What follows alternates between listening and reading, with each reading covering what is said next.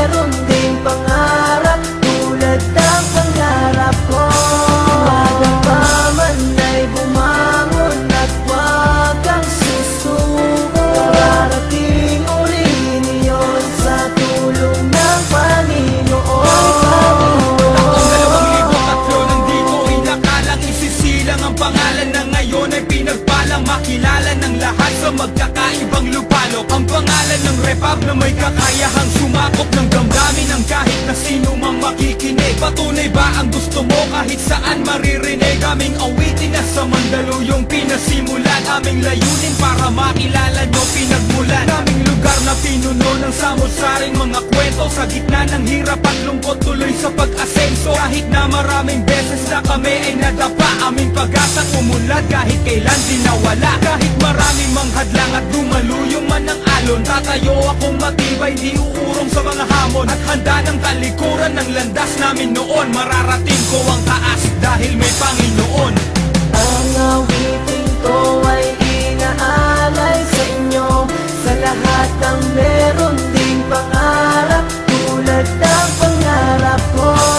Madama man ay bumangon at wag kang susuko. Mararating mo rin iyon sa tulong ng Panginoon. Puno ng kaligayahan nag-uumapaw sa tuwa, sa panlabas na kaanyuan na sa loob ang luha. Marahil ay hindi nyo pa ako nakikilala ng lubos na nagsambak at ang hinahangaan sa pag-awit at tugtugan. Dahil yan, nagagawa ko madaya aking buhay na puno ng lungkot at wala ni isang klaseng kulay. Tunay kong hinahangad sa musika'y hindi libangan, kasiyahan sa larangan mula sa inyo palakpakan. Dahil yan aking lungkot, aking puot na babawas. Nalilimutan ng problema ang kirot na sasapawan ng galak at kaligayahan na mula sa inyo.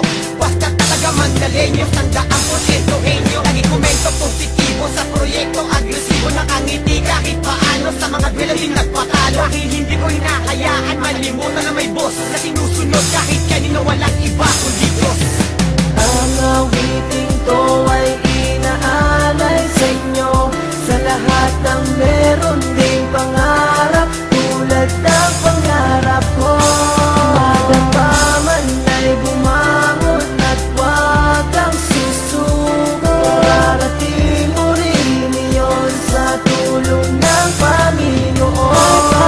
Sumusulat ang mga awit na nakakakiliti sa mga puso ng mga taong aming napapangiti. Sa tuwing mapapakinggan ng mga awit na nilikha ng mga makata na sumulat, di masukat ang tuwa ng mga tagapakinig na sa amin ay nakapaligid. Bibigkas ako ng letra, halos maputol ang lited. Basta't mapasaya lang mga taong nanonood, ngunit sa likod ng entablado tahimik parang tuod. Binabalot ang kalungkutan ng aking kaisipan, nananalangin na sana ang hirap ay malagpasan. Sa kabila ng mga pagsubok, di sumuko at lumaban, halos pumatak ang luwa sa lupang tinatapakan. Dahil sa mga pasakit na tila hindi na kaya, lumalaban sa mga hamon at pilit na kinakaya ng makatang sikakin at patuloy na umaasa, pagkat ang paniniwala habang buhay may pag-asa. Ito ang buhay na tinahak magmula ng pagkabata. Ang pinasok na larangan ay maging isang makata, isang batang may layunin na hindi malilimutan. Sumunod sa mga payo't makatulong sa magulang, kahirapan na nagtulak sa akin upang magsumikap. Makamit ko lang at mabuo ang mumunting pangarap, isang buhay na nilamon pa ng masamang kahapon. Di sumuko at lumaban upang aking maibangon ang kinabukasan na may natitirang pag-asa. Makilala ang pangalan, tangkilikin na ng masa mga awit ko na sa'kin nagpaligaya, na naging dahilan upang ako'y magkapamilya. Talentong umusbong sa lupain ng Mandaluyong, ang pangalan ay umugong at salamat sa tumulong. At handa ng talikuran ng naging buhay noon, lahat ng yan maaabot dahil may Panginoon. Ang awitin ko ay